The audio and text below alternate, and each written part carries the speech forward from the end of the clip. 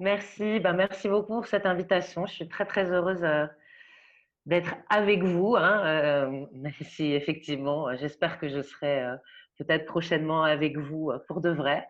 Mais je suis très heureuse d'être là, dans le cadre de ce séminaire et de ce colloque. Hem, donc je vais essayer de tenir le temps, des 30 minutes. Je suis assez bavarde, vous allez voir, donc j'essaierai de me limiter, mais il ne faut pas hésiter à un moment donné aussi à me couper et à se dire qu'on pourra poursuivre, finalement dans la discussion, certaines des choses que j'aurais pas eu le temps de présenter de manière complètement aboutie, pendant mon intervention, et ce d'autant plus que j'ai pas forcément fait le choix le plus simple. J'ai eu envie, en fait, de présenter devant vous, de discuter avec vous, des choses sur lesquelles je suis plutôt en train de réfléchir en ce moment. Donc des réflexions en cours plutôt que des choses complètement bouclées, complètement terminées. Donc il y aura des pistes, des perches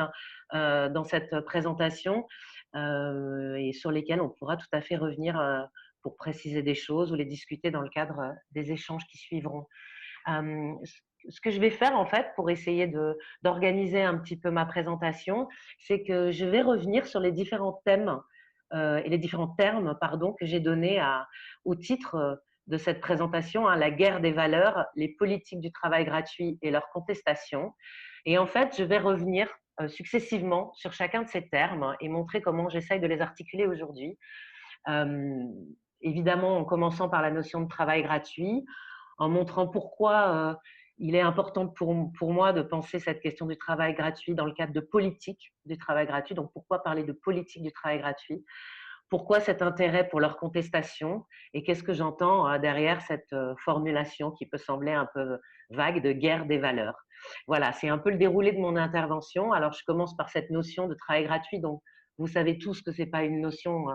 qui m'est propre ou que j'aurais inventée ou trouvée toute seule. C'est une notion qui vient de la pensée féministe et des travaux des féministes sur le travail domestique. Et c'est une notion qu'elles ont utilisée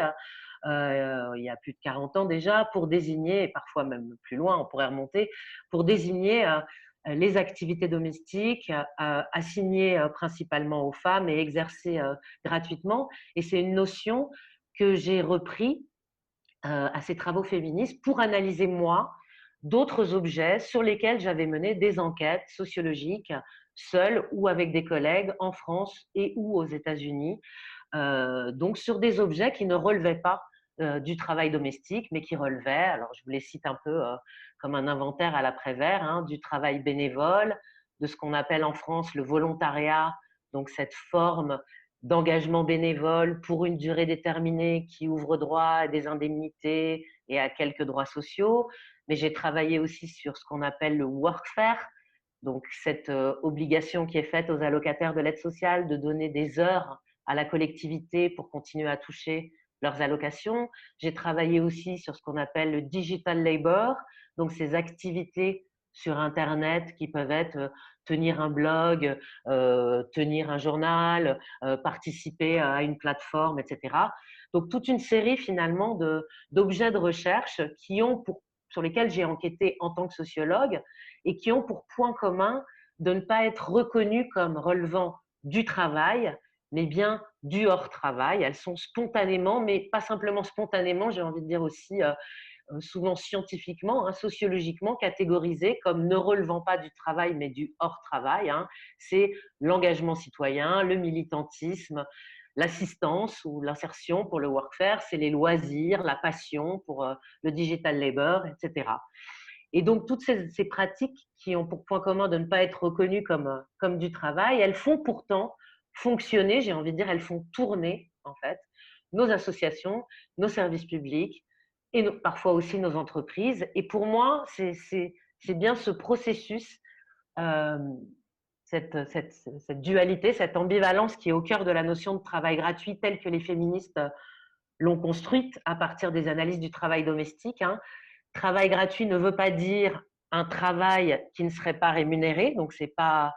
une dimension de soustraction, hein, c'est pas un travail auquel on enlèverait de l'argent en fait. Pour moi, travail gratuit, ça veut dire avant tout déni de travail, c'est-à-dire non reconnaissance du travail comme travail et donc de la travailleuse comme travailleuse, parce que finalement, le travail et la travailleuse sont reconnus comme autre chose, sont valorisés comme autre chose, hein. C'est pas du travail, c'est de l'amour.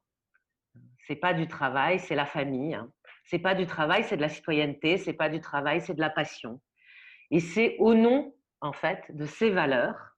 par lesquelles on reconnaît et on valorise, en fait, cette activité, qu'on ne la valorise pas comme travail et du coup qu'on ne la valorise pas monétairement non plus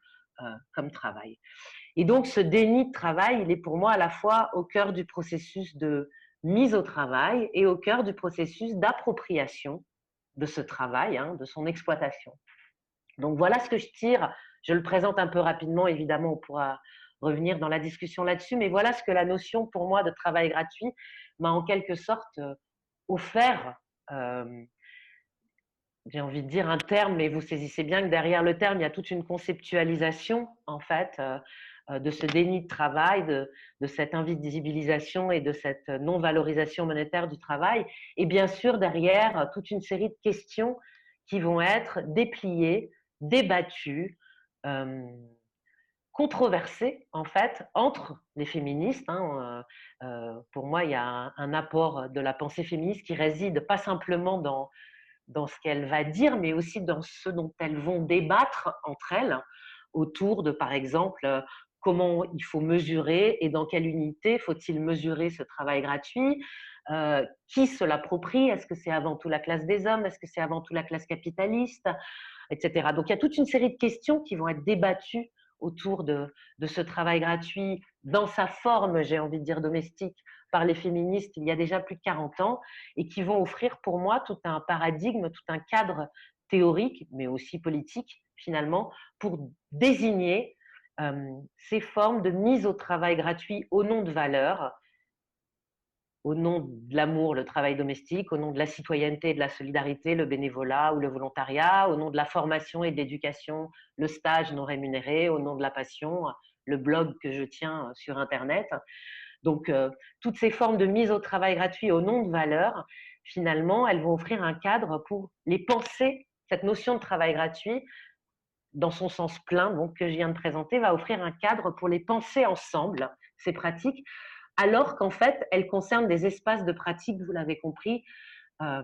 que quand on est sociologue, on n'a pas l'habitude de penser ensemble, hein. On est soit sociologue du militantisme, de l'engagement, du travail associatif, etc. Ou alors on est sociologue de l'assistance, de l'insertion, et on va se préoccuper des questions d'activation, etc. Ou alors on est sociologue d'Internet, des nouvelles pratiques numériques, et on va s'intéresser à ce qui se passe sur Internet, comme d'ailleurs l'ont fait de manière extrêmement intéressante les sociologues du digital labor.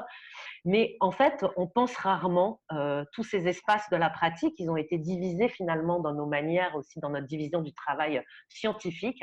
et on ne les pense pas ensemble. Et puis, peut-être plus généralement encore, euh, voilà toute une série de pratiques qu'on ne pense pas facilement quand on est sociologue du travail, parce que, encore une fois, on a pour tradition, ou on a encore comme représentation qu'elle relève effectivement de l'espace essentiellement de l'espace du hors-travail. Donc la notion de travail gratuit, pour moi, va m'offrir cette possibilité de les penser ensemble et de les penser comme sociologue du travail, c'est-à-dire en réfléchissant aux enjeux que ça soulève pour un sociologue ou une sociologue du travail. Alors pourquoi ça me semble important d'avoir ce terme, ce concept, ce prisme pour penser ensemble ces différentes pratiques hors travail, vous comprenez donc les guillemets que je mets, sur lesquels donc je mène des enquêtes depuis plusieurs années, et ben parce qu'il me semble que bien loin d'être en dehors ou même à la marge de ce qui serait le traitement politique du travail aujourd'hui, elles sont en fait au cœur, ces pratiques qu'on ne reconnaît pas comme travail, elles sont au cœur du traitement politique du travail aujourd'hui, à la fois de, quand je dis traitement politique du travail aujourd'hui, j'ai deux choses en tête, à la fois du fonctionnement du marché du travail aujourd'hui,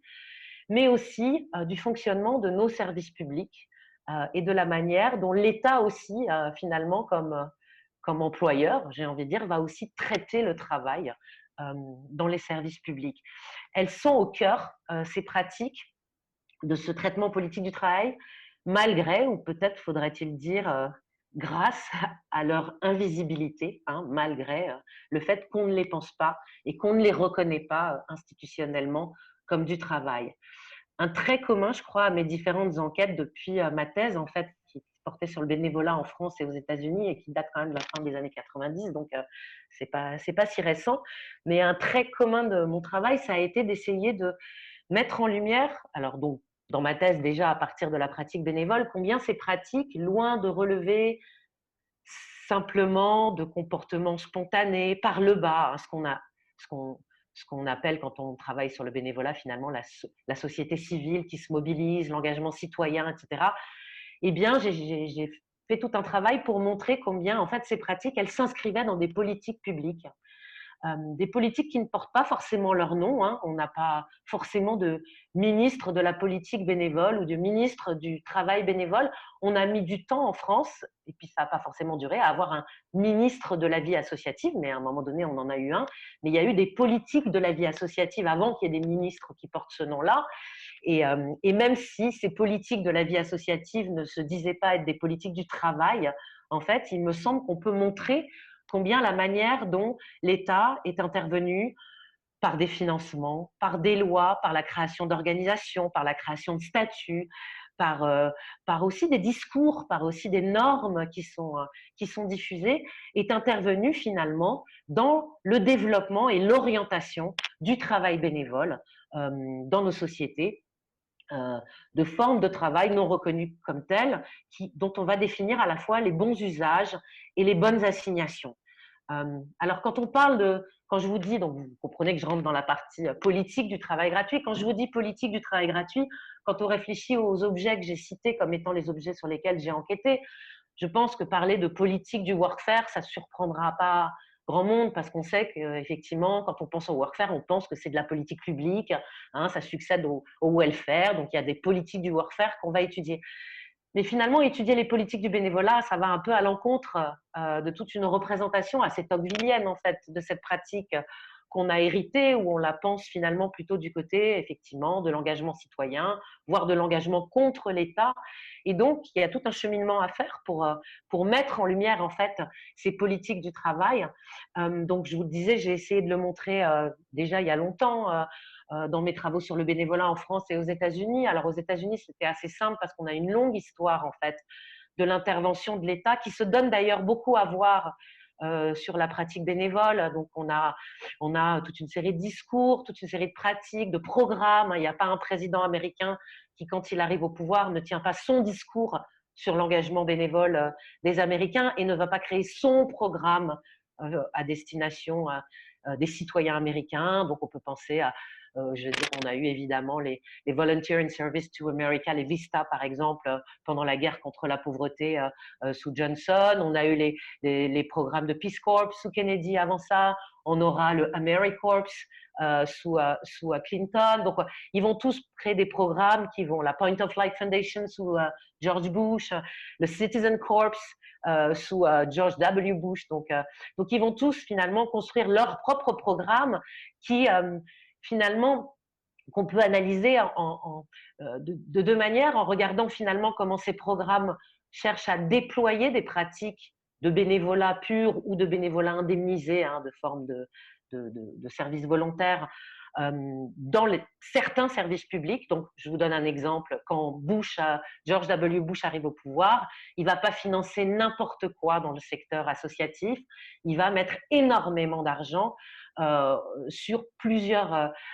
secteurs qui vont être le secteur éducatif. Et il leur a dit en arrivant au pouvoir, je serai le président de la réforme du secteur éducatif. Donc, il va financer toute une série d'associations ou de pratiques associatives, de formes d'engagement associatif dans le secteur éducatif, à l'intérieur même du secteur public. Donc, ils vont rentrer finalement des associations et derrière aussi des entreprises dans l'éducation publique. Et puis, il va financer aussi toute une série de programmes autour de la sécurité nationale. Et finalement, en reprenant les mêmes structures qui avaient été créées par ses prédécesseurs, donc ils vont pas forcément changer les structures comme la Corporation for Community and National Service, mais il va orienter les financements autrement en disant maintenant, nous, on va financer avant tout des programmes qui se portent sur la sécurité nationale. Donc, par exemple, des programmes de bénévolat qui vont soutenir et alléger le travail des policiers, donc qui vont prendre en charge le travail administratif des policiers pour que la police se réoriente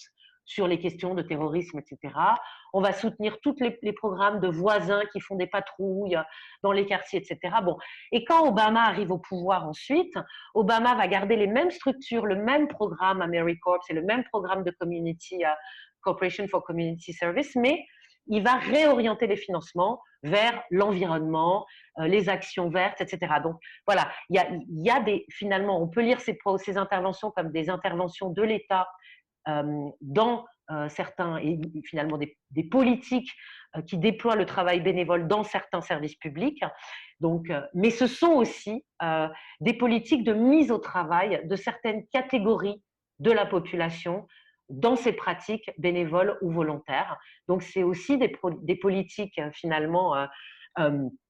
pas simplement des politiques du travail bénévole dans les services publics, c'est aussi des politiques de mise au travail des hors l'emploi dans le bénévolat. Quand on analyse en fait les catégories qui sont visées par ces programmes, si on refait une histoire, par exemple, de l'histoire de ces programmes et de l'intervention de l'État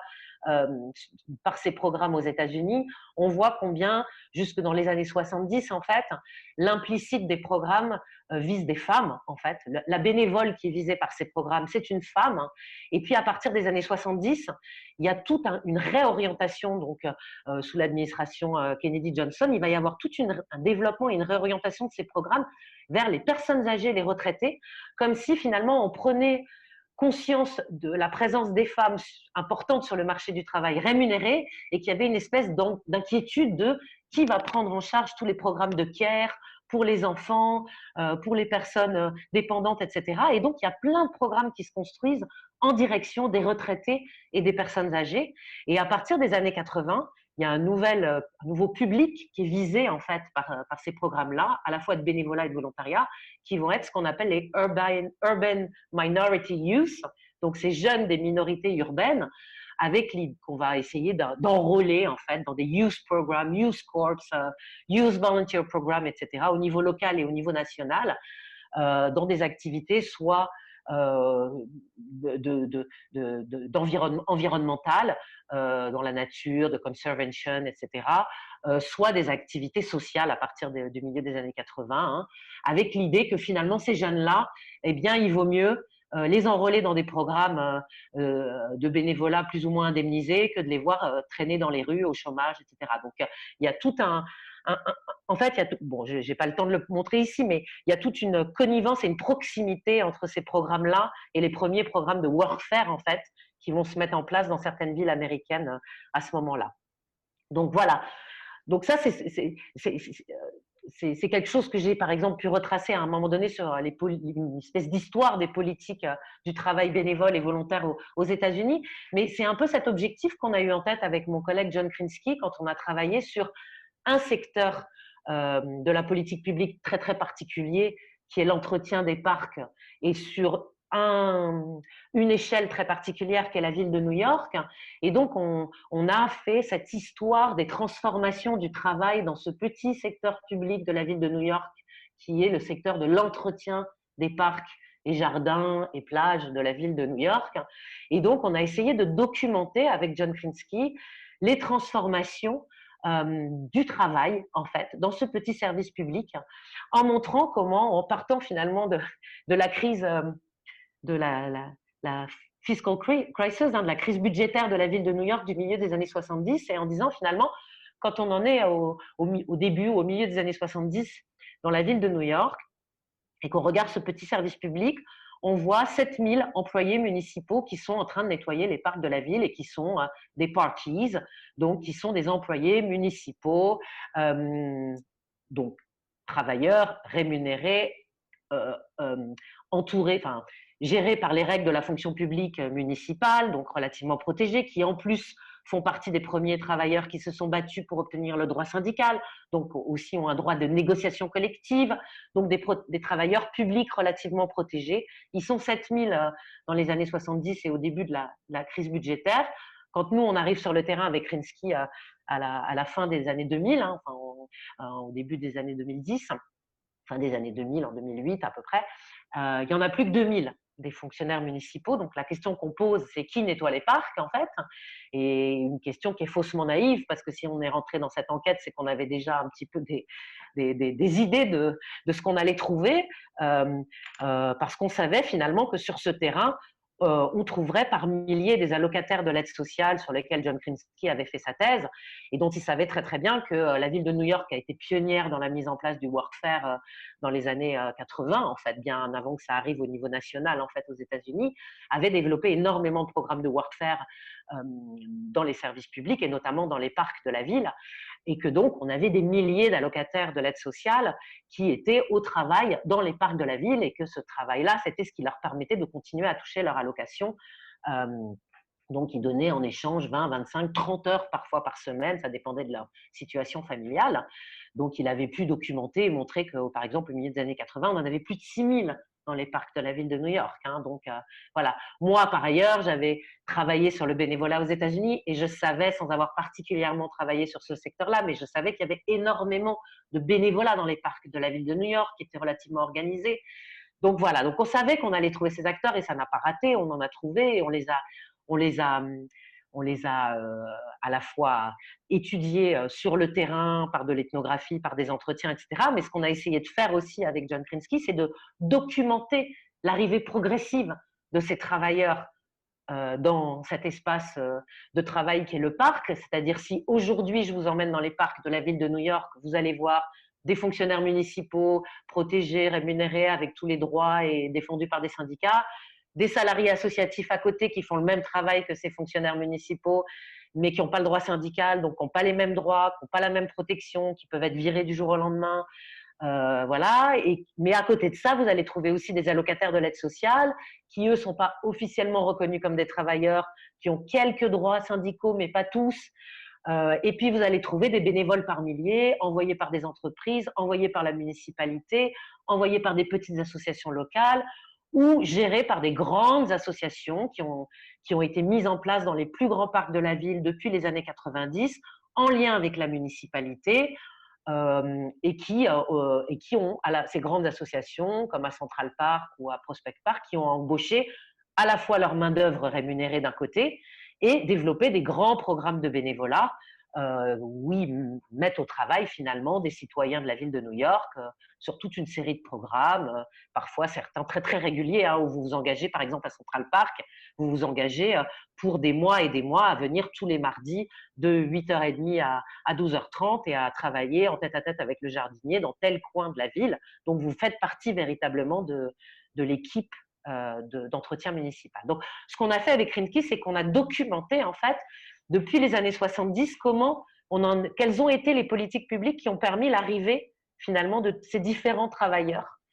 sur cet espace public qui est l'entretien des parcs de la ville, et donc à montrer comment s'est construite à la fois la politique du workfare d'un côté, qui a amené la ville de New York à utiliser ses allocataires de l'aide sociale dans les parcs, comment s'est construite ces politiques du bénévolat et qui en ont été les acteurs. Il y a eu, par exemple, dans les années 90, un grand partenariat public-privé entre la ville de New York et une grande fondation qui s'appelle la City Park Foundation, qui cherchait à développer, à restaurer les parcs de la ville de New York. Et il y a beaucoup d'argent qui ont été mis par la ville de New York et par cette fondation pour créer un partenariat public-privé pour développer le bénévolat sur l'ensemble des parcs de la ville de New York. Donc voilà un acteur important qui apparaît dans les années 90 et qui va structurer, construire, développer, financer, orienter, soutenir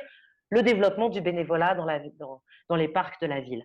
Donc voilà, donc ces politiques du travail, je ne veux pas passer trop de temps, mais vous voyez ce que j'entends par politique du travail bénévole ou politique du travail gratuit plus largement. J'en dis rapidement quelques éléments qu'il faut avoir en tête pour saisir les enjeux qu'elle représente à mon avis aujourd'hui et qui ne sont pas forcément peut-être toujours complètement pris en compte. C'est que du coup, ce qu'on a montré avec John Krinsky quand on a travaillé sur ce petit service public de la ville de New York, c'est comment tout d'un coup, au cours de ces 20 ou 30 années, on voit apparaître sur le terrain des acteurs, et qui sont essentiellement des actrices en fait, des allocataires de l'aide sociale d'un côté qui sont essentiellement des femmes noires, seules, avec enfants, et puis donc classe populaire, racisée, féminine, américaine, et puis de l'autre côté, des bénévoles qui sont aussi pas que, mais quand même plutôt majoritairement des femmes, plutôt, alors ça va dépendre d'où vous êtes dans la ville, hein, si vous êtes autour de Central Park ou si vous êtes à Brooklyn ou si vous êtes dans le Bronx, mais on va dire que en gros, on a quand même plutôt des classes moyennes, voire des classes privilégiées, des bonnes voisines en fait qui descendent s'occuper du parc en bas de chez elles. Et du coup, on se retrouve avec l'arrivée de ces acteurs-là dans l'entretien d'un petit service public, mais du coup d'un service public qui reste aux mains de la municipalité de New York, qui reste aux mains du département de la ville de New York. Et donc, on n'est pas, même s'il y a des associations qui apparaissent et qui travaillent en partenariat avec la ville, qui signent des contrats avec la ville, qui développent ce bénévolat et qui utilisent une main-d'œuvre salariée qui n'est pas une main-d'œuvre de fonction publique, mais on a quand même très minoritairement des phénomènes de privatisation du service public. Mais par contre, donc, la ville garde la main sur l'entretien des parcs, mais au prix de formes de gratuitisation et d'invisibilisation du travail public. Et donc, on a finalement une municipalité de New York qui a toujours la main. Alors, parfois, une main qui a des doigts en lien avec une fondation, d'autres doigts en lien avec des associations, d'autres en lien. Mais ça reste la main de la municipalité de New York. Ça reste finalement de l'entretien public, mais au prix de formes de démultiplication de statuts de travailleurs sur cet espace public, de démultiplication qui passe par aussi, pas simplement des formes de travailleurs privés, mais aussi des travailleurs qui sont essentiellement des travailleuses invisibles, non rémunérées, non reconnues comme des travailleuses,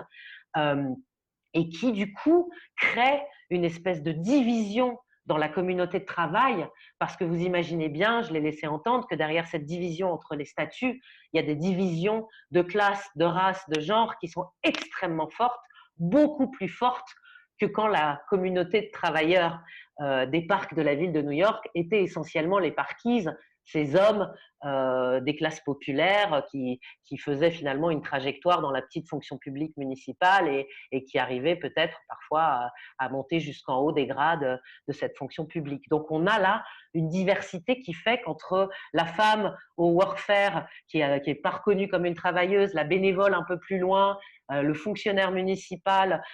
donc tous ces gens-là qui vont être peut-être au même moment dans le même parc en train de faire la même tâche, ne vont pas du tout se considérer comme les travailleurs d'un même service public, comme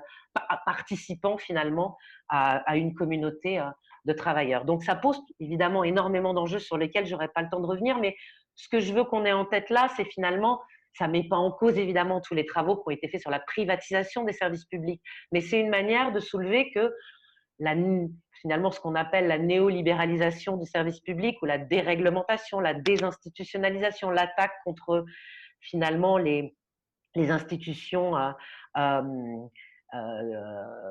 finalement de défense des travailleurs à l'intérieur du service public, que peuvent être le contrat de travail, la fonction publique, le syndicalisme, etc., ne s'opèrent pas nécessairement uniquement par l'arrivée du secteur privé comme on l'a en tête, mais peut passer aussi finalement par ces formes de gratuitisation, d'invisibilisation du travail. Et ce, d'autant plus que vous vous doutez bien que ce développement du travail gratuit ou ces formes d'invisibilisation et de gratuitisation dans les services publics ne se passent pas dans n'importe quel contexte. Elles se passent effectivement dans un contexte effectivement de rigueur, de restriction des financements et d'attaques conjointes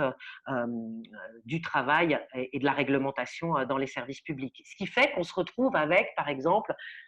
quand on regarde l'évolution des parcs, enfin de la situation de travail dans les parcs de la ville de New York, et ben, ce qu'on montre, c'est petit à petit comment se succèdent. Alors, ils disparaissent pas évidemment, ces travailleurs, hommes protégés par la municipalité, par les règles de la fonction publique, par le syndicalisme. Ils disparaissent pas, ils étaient 7000, ils sont plus que 2000, mais ils deviennent finalement une fraction minoritaire de ce que c'est que le travailleur du service public dans un parc de la ville. C'est-à-dire, ils ne représentent plus qu'une minorité finalement qui peut encore être dominante de plein de points de vue, hein, je veux dire symboliquement et socialement, mais en termes finalement quantitatifs, quand vous allez voir aujourd'hui quelqu'un qui gère un secteur de l'entretien de la ville de New York, il vous dira l'essentiel de mes travailleurs le matin quand j'arrive finalement dans la Park House et que je dois organiser le travail, l'essentiel de mes travailleurs, 80% de ma main-d'œuvre, ce sont des allocataires de l'aide sociale que je vais devoir répartir sur différents parcs, des fonctionnaires municipaux, j'en ai qu'un tout petit nombre que je dois mettre uniquement dans certains parcs parce que je peux plus voir que je dois faire circuler d'un parc à l'autre parce que je peux plus en avoir un dans chaque parc, etc. Donc voilà, il y a un véritable enjeu de qui devient le travailleur ou la travailleuse du service public. Et puis ces formes de travail finalement de développement de travail bénévole ou de travail volontaire et donc de gratuitisation, de semi-gratuitisation du travail. On les a trouvés aussi, je cite juste rapidement cette enquête qu'on a terminée il n'y a pas très longtemps avec mes collègues Sophie Rétif, Francis Lebon et Florence Iadadel, où on a travaillé sur le développement du service civique, donc du volontariat pour les jeunes en fait, dans les services publics en France. Ce service civique qui avait été créé et porté essentiellement par le secteur associatif. Depuis 2015, il a été décidé par le président à l'époque, François Hollande, de l'universaliser à tous les jeunes et donc pour cela de le développer pas simplement dans le secteur associatif, mais aussi dans l'ensemble des services publics, à coup véritablement de politique par le haut, là, où on a demandé finalement à tous les ministères de proposer des missions de service civique dans les services publics. Et nous, donc, on a suivi comment certains services publics, l'école, Pôle emploi, enfin le service de l'emploi et l'hôpital avaient finalement géré l'arrivée de ces services publics, où est-ce qu'ils les avaient mis, qu'est-ce qu'ils en avaient fait, comment ils les avaient utilisés finalement. Et on a pu montrer, notamment, on a montré beaucoup de choses, mais on est en train de rédiger tout ça, mais on a pu montrer comment finalement, dans ces espaces où les travailleuses rémunérées professionnelles sont essentiellement des femmes, hein, on est dans des secteurs publics là très féminins en fait, avec des professionnels pour lesquels on peut dire que la professionnalisation n'a pas été au bout. On est encore sur des métiers féminins pas complètement valorisés, ni monétairement, ni reconnus, etc. Et qui se retrouvent finalement mis en concurrence avec ces jeunes volontaires qui arrivent finalement et parfois sur des tâches qui sont celles qu'elles faisaient, qu'elles n'ont plus le temps de faire, ces professionnels, et qu'elles vont devoir finalement leur déléguer. Et elles se retrouvent donc en fait en concurrence quelque part ou en forme de déprofessionnalisation par ces jeunes femmes engagées au nom, donc ils sont là comme volontaires à la fois au nom de l'engagement, mais aussi au nom de l'employabilité qu'elles sont en train de construire, parce qu'on leur a bien fait comprendre qu'un volontariat à l'hôpital, ça peut quand même permettre peut-être demain de rentrer professionnellement dans ce secteur-là. Et donc on en arrive finalement à la deuxième partie de ce que je voulais souligner, c'est-à-dire c'est pas simplement ces politiques, c'est pas simplement des politiques de traitement du travail dans les services publics et de gratuitisation du travail dans les services publics. Ce sont aussi des politiques de, de transformation des parcours et des trajectoires et des carrières légitimes en fait et des statuts sur le marché du travail dans lesquels finalement ce travail gratuit ou ces différentes formes de travail gratuit deviennent aujourd'hui complètement institutionnalisées, alors même qu'elles ne sont pas reconnues comme du travail, s'institutionnalisent en fait dans les carrières et les parcours sur le marché du travail, avec cette idée finalement du hope labor que les collègues américains ont travaillé, hein, notamment Kuhn et Corrigan, mais d'autres les ont repris, c'est-à-dire je travaille gratuitement aujourd'hui dans l'espoir demain de trouver le boulot de mes rêves, de décrocher le jackpot, hein, comme dira Andrew Ross. C'est des choses qui avaient déjà été mises en lumière finalement dans tout le développement des industries créatives, hein, c'est-à-dire cette part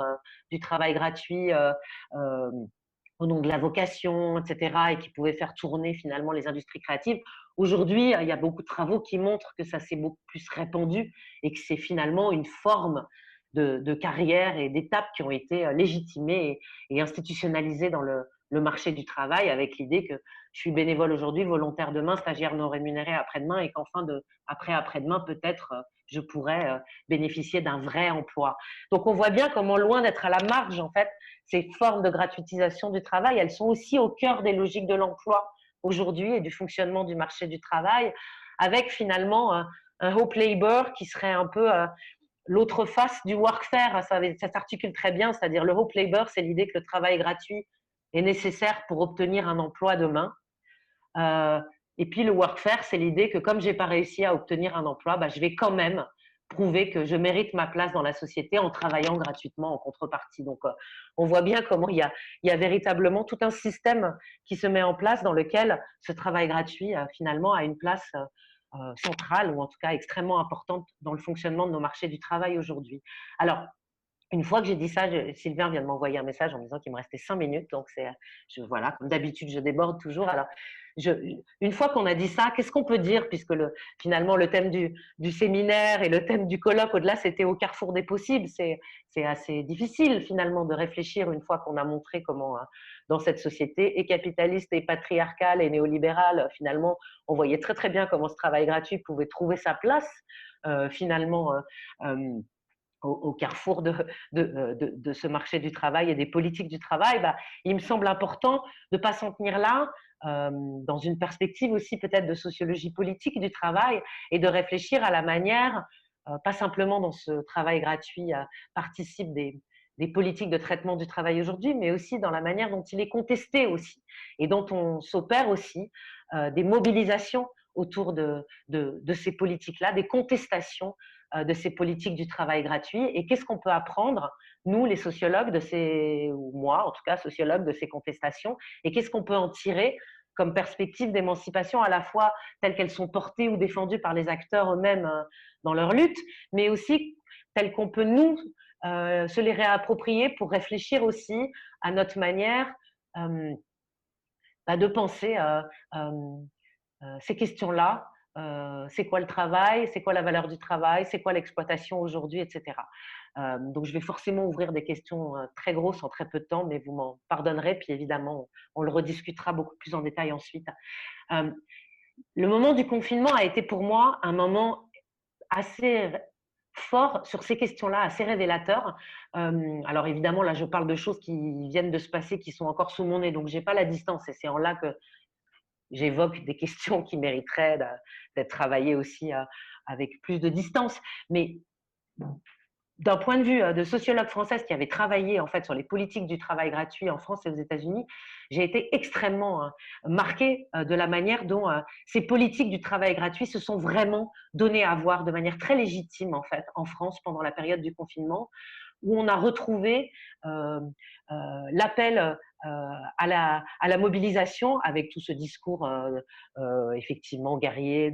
qu'on retrouvait de manière assez générale finalement aux États-Unis, hein, ce call to service, hein, cet appel qu'on avait assez régulièrement des présidents américains de la war on poverty, la war on terrorism, etc. Donc à chaque fois on en appelait à la guerre et du coup en en appelant à la guerre on en appelait à la mobilisation et à l'engagement des citoyens pour venir se battre contre tel et tel fléau qu'on avait construit comme une guerre. Là, on a retrouvé la même chose de manière très très forte en France, où on a eu véritablement depuis le sommet de l'État des appels à l'engagement bénévole, à la solidarité nationale pour venir soutenir les soignants à l'hôpital, faire des masques pour les hôpitaux, pour les voisins, pour les collectivités, etc. Donc, il y a eu toute une mobilisation de la part des pouvoirs publics qui s'est donnée à voir. Donc, on est dans un moment où tout d'un coup, cette mobilisation que moi j'étudie depuis des années et dont j'ai le sentiment qu'elle est déjà là depuis un bon moment, tout d'un coup elle s'est mise en scène. Elle a été légitimée, elle a été sous les projecteurs par ce moment de la crise et elle s'est donnée à voir et peut-être que en se visibilisant et en se donnant à voir si fortement, elle a suscité aussi du coup des formes de contestation et des réactions. Et il y a eu effectivement pendant cette période de la crise sanitaire du printemps et au moment de ces appels très très forts et très comme ça très visibles à l'engagement des citoyens et des citoyennes, et ben il y a eu des réponses à ces appels, il y a eu des contestations de ces appels. Donc, j'en cite quelques-uns. Il y a eu les mobilisations aussi bien en Belgique qu'en France de couturières solidaires, qui sont ces femmes qui effectivement s'étaient lancées dans la production bénévole de masques, d'abord pour leurs proches, puis pour l'hôpital d'à côté, puis avaient vu les appels de la municipalité et s'étaient organisés et avaient répondu, étaient venus, avaient monté des collectifs, etc. Et puis il y a eu à un moment donné, finalement, des choses qui ont commencé à circuler sur les réseaux sociaux, puis qu'on donné à des pétitions, puis à des articles dans la presse, etc.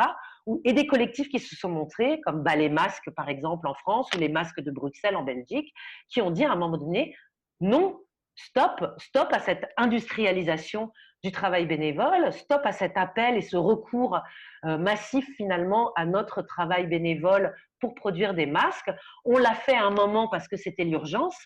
mais c'est pas à nous, nous qui sommes femmes, mais qui sommes aussi pour une partie d'entre nous couturières, dont c'est aussi le travail, dont on a finalement par ailleurs été privés des formes de rémunération de notre activité professionnelle parce qu'on est costumière, parce qu'on est intermittente du spectacle, parce qu'on est… Donc, on considère que ce travail-là, il a une valeur et que on peut participer à un moment donné à un effort, mais cette espèce d'institutionnalisation de notre travail gratuit finalement pour répondre à la crise est plus possible et plus légitime. Et donc, elles se sont mobilisées et elles sont toujours mobilisées. Et donc, avec ma collègue, par exemple, Julia Mansitieri, on suit là depuis le début finalement ces mobilisations des couturières et la manière dont elles essayent de construire finalement une, une contestation de cet usage et de cette non-reconnaissance de la valeur de leur travail autour de la production bénévole de masques. Mais il y a eu aussi la mobilisation des élèves infirmières, je ne sais pas si vous l'avez suivi, qui ont été réquisitionnés. Donc ces élèves infirmières, c'est des gens qui sont effectivement en processus de formation, mais qui, dès la fin de la première année, en fait, ont obtenu un diplôme d'aide-soignante et qui ont été dans plein de régions en France mobilisées, en fait, comme stagiaires, alors qu'en réalité, elles disposaient d'un diplôme d'aide-soignante et qu'elles étaient très clairement utilisées pour leurs compétences d'aide-soignante dans la mobilisation, dans les hôpitaux, etc. Donc, il y a eu une mobilisation aussi qui s'est faite et qui s'est faite entendre, en fait, qui a trouvé finalement sa place aussi dans les médias et ses relais dans les réseaux sociaux et dans les médias, et qui a interpellé les pouvoirs publics en disant non, en fait, vous êtes en train de nous glisser comme stagiaires, c'est-à-dire vous nous mobilisez comme stagiaires en prolongeant nos stages, alors qu'en réalité, on a le diplôme pour être payés comme des aides-soignantes, et c'est bien comme des aides-soignantes que vous êtes en train de nous réquisitionner. Donc, on demande à être reconnu à la valeur finalement de notre travail. Donc, il y a eu, et puis il y a eu je ne sais pas si vous l'avez vu circuler, mais il y a eu en France comme en, en Allemagne des mobilisations, des interpellations de mères de familles qui ont, alors en Allemagne, interpellé les Länder, les régions, en envoyant la facture de leur surcharge de travail parental en temps de confinement, en disant finalement, moi je me suis retrouvée, puisqu'il n'y a plus de crèche, il n'y a plus d'école, il n'y a plus de cantine, il n'y a plus de… Donc toute cette prise en charge finalement qu'on demande évidemment en période de Covid d'assumer, et je vais la chiffrer et je vais l'envoyer à la région. Je vais leur envoyer la facture en fait de mon travail domestique et je vais donc à la fois le rendre visible, mais le rendre visible dans sa valeur aussi, donc le valoriser monétairement et donc en présenter la facture. Bon, il y aurait toute une sociologie en fait politique des conflits du travail gratuit à faire et moi, vous l'avez entendu, je veux dire, c'est des choses qui me préoccupent que j'avais commencé à faire par le passé sur des conflits du travail bénévole, j'avais suivi la class action, donc le recours en non collectif des blogueurs du Huffington Post il y a quelques années aux États-Unis, quand ces blogueurs non rémunérés ont attaqué la direction du journal, quand la direction du journal a vendu le journal pour 315 millions de dollars à AOL, alors que le journal à l'époque fonctionnait essentiellement avec des blogueurs non rémunérés, et donc les blogueurs ont attaqué juridiquement, donc en class action, en recours en non collectif, en disant mais en fait cette valeur qui a été produite, c'est nous, les blogueurs bénévoles, qui l'avons produit, donc on demande à récupérer une partie de ce profit-là. Donc il me semble il faudrait, voilà, à la fois réfléchir à la manière dont les travailleurs gratuits viennent mobiliser les outils, les répertoires de la conflictualité du travail salarié ou du travail ouvrier, comme la grève, comme la syndicalisation, comme l'action en justice, etc. Il faudrait réfléchir aussi à la manière dont il les transforme. La grève des travailleurs gratuits, c'est pas forcément la même grève que la grève ouvrière, ce que montre très bien mon collègue Carré-Lyon, par exemple, qui parle de pratique féministe de la grève, avec cette idée que dans la pratique féministe de la grève, ce qu'on cherche avant tout à montrer, c'est la travailleuse et le travailleur, c'est donner à voir, pas forcément le conflit, mais le travail et le travailleur et la travailleuse. Mais il faudrait aussi questionner, et c'est ce qui m'intéresse aujourd'hui, ce que nous disent dans, le recours en fait à ces différents répertoires dans les conflits. Et là, il me semble que dans la mobilisation des blogueurs du Huffington Post, comme dans la mobilisation en justice, comme dans ces différents conflits que j'évoquais au moment du confinement, aussi bien la facture qui a été présentée que les interpellations des pouvoirs publics sur l'usage et le recours au travail gratuit finalement des travailleuses, des travailleurs, mais qui sont essentiellement des travailleuses. Il y a quelque chose, pas simplement autour de la mise en visibilité, comme il y a pu avoir dans la mesure du travail domestique ou dans les pratiques féministes de la grève, il y a aussi quelque chose autour de la mise en valeur. Il y a quelque chose autour d'un conflit de valeurs, ce que j'appelle donc une guerre des valeurs, où on vient finalement rentrer directement, explicitement, dans cette forme de mise au travail et d'appropriation du travail que je décrivais au départ autour du travail gratuit, qui fonctionne au nom des valeurs. Et il y a donc cette espèce de conflit entre les valeurs au nom desquelles j'ai accepté de travailler gratuitement, qui sont les miennes, effectivement, la solidarité, voilà, par exemple pour ce qui est de la question des couturières ou pour la question des élèves infirmières en période de confinement, etc., ou de Covid. Donc ces valeurs qui sont les miennes, mais qui à un moment donné vont justifier que quelqu'un s'approprie la valeur de mon travail, dénie finalement la valeur de ce travail, et donc jusqu'où je suis prêt ou je suis prête finalement à accepter l'appropriation par autrui de mon travail et la dénégation le déni, pardon, de ce travail-là. Et donc, il y a une espèce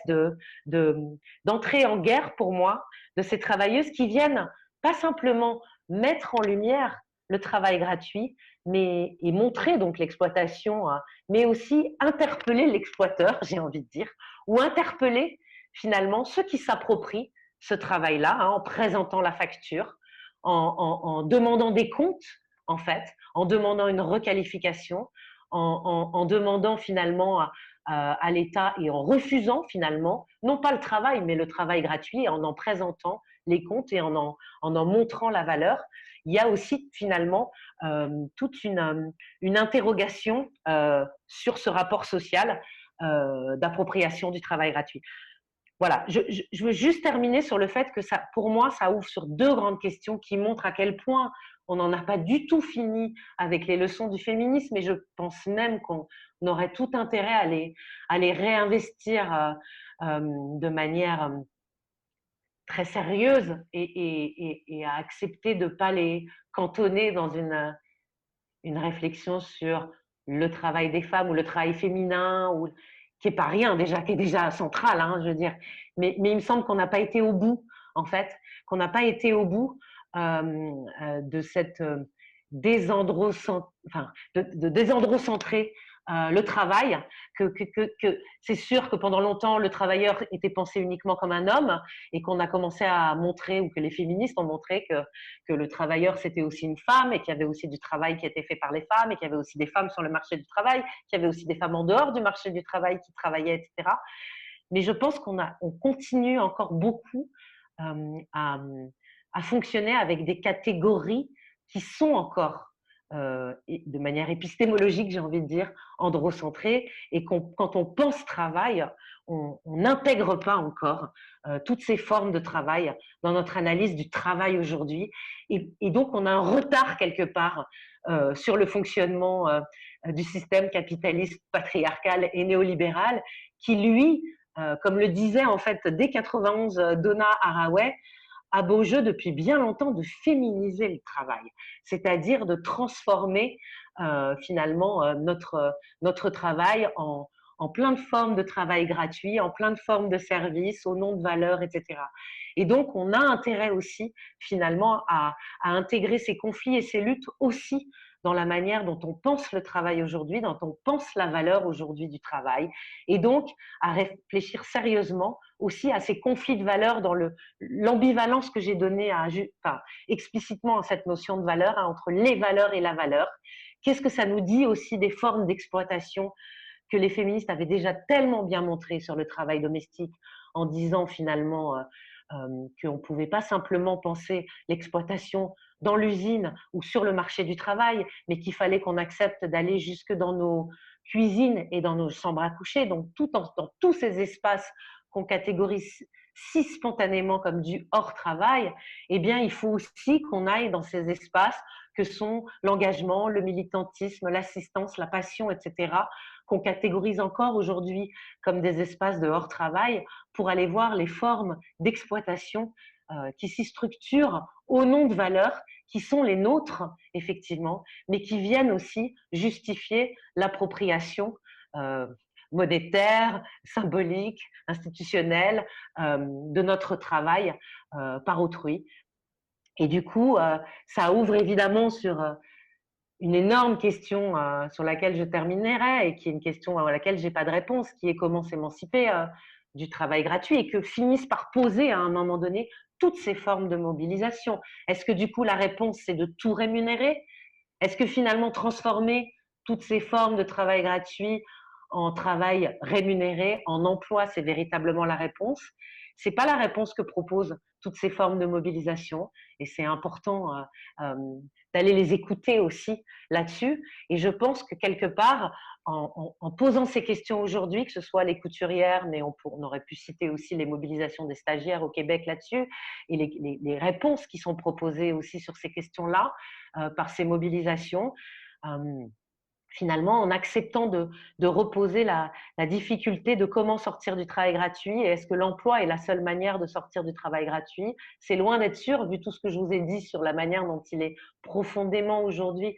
au cœur des institutions et du fonctionnement du marché du travail. Eh bien, pour moi, ça nous ramène en fait aux questions du domestic labor debate, sur comment finalement on résout la question du travail domestique assigné aux femmes, finalement, est-ce que le rémunérer et si on le rémunère comment et comment on fait finalement pour sortir de cette question. Donc en fait, pour moi, il faudrait avec de l'humilité et finalement une certaine rigueur repartir en fait de ce débat qui a été posé il y a plus de 40 ans à partir du travail domestique et accepter de le réouvrir et de le redéplier pour voir finalement tout à la fois les questions, les contradictions, mais aussi peut-être les formes d'émancipation qui y ont été dessinées. Voilà, merci.